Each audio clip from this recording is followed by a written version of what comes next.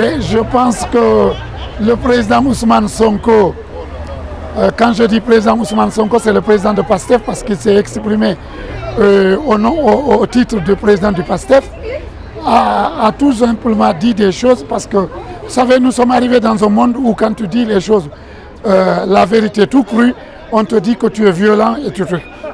Je pense que Ousmane Sonko a dit tout simplement le discours que beaucoup d'Africains ou de Sénégalais le disent tous les jours.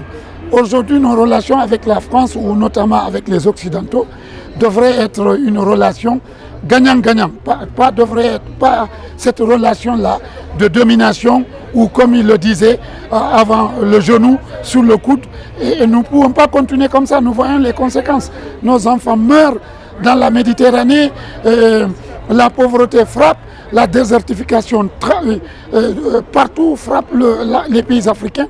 Nous avons une multitude de problèmes et que les Occidentaux ne prennent jamais conscience de ce qui nous arrive. Et aujourd'hui, si on lit... Vous qui travaillez souvent avec... vous avez un réseau dense, est-ce qu'il vous arrive d'expliquer aux officiels français que les mentalités ont changé en Afrique? Mais depuis que j'ai rejoint le camp de Ousmane Sonko, depuis 5 ans maintenant, je n'arrête pas à expliquer, aussi bien à l'Élysée que partout, que l'enjeu de l'Afrique aujourd'hui, ça a dépassé la personne de président Macky Sall ou de Sonko. C'est l'enjeu de tout un peuple qui voulait un changement radical, qui voulait aspirer à vivre heureux dans leur pays, tout simplement. Sonko fait qu'exprimer, transmettre le vouloir d'un peuple. C'est tout. Sonko c'est un croix de transmission par rapport au niveau international. Sinon, tous les peuples pensent qu'aujourd'hui, il est temps que nos relations changent de visage. Est-ce que du côté de la partie française, est-ce qu'on est dans la compréhension? Est-ce qu'on tente de comprendre ce nouveau discours? Eh bien, je te rassure, depuis que je suis rentré de la campagne que nous avons gagnée, tout le monde me dit, Yaya, tu avais raison sur tout, parce que je les avais dit, tous les rapports qu'on vous fournissait, c'était des rapports montés de toutes pièces, parce que Macky Sall même était victime de ses propres compagnons, parce que tout ce qu'on lui disait, c'était faux, et que les Occidentaux ont cru à ça. Moi, j'ai toujours dit que Sonko, s'il mettait une ardoise sur une chèvre, avant midi que le peuple sénégalais voulait à tout, va finir avec ce régime et finir par ses pratiques. Macky Sall peut-être est victime des pratiques qui étaient là depuis l'indépendance.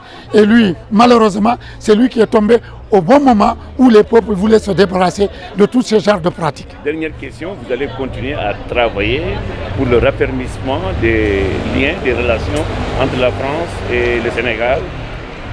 Eh bien, oui, effectivement, parce qu'aujourd'hui même Sonko l'a montré. Le gouvernement de Bassirou Diomaye Faye et du Premier ministre Ousmane Sonko, nous avons mon neveu Alioune Sall qui était député de la diaspora, qui est devenu ministre. Ça, c'est des signaux importants par rapport aux relations qu'on peut avoir avec la France. Sonko n'est pas anti-français, Sonko est anti-système qui est régissé entre nos deux peuples. C'est tout, sinon Sonko est plus français que les Français.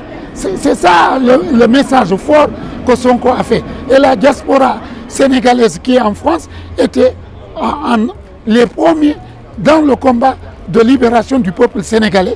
Et Sonko ne peut pas ignorer l'apport qu'on ramène dans ce peuple, dans ce pays-là. L'argent que les immigrés sénégalais qui aident à nos parents, Sonko ne peut pas oublier,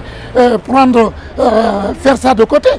La France est aussi important que les autres pays dans le monde pour développer le Sénégal. Mais une relation gagnant-gagnant. D'accord. Merci Yaya. Merci beaucoup, monsieur Sylla. Du PASTEF et du Parti Socialiste français. Oui, exactement.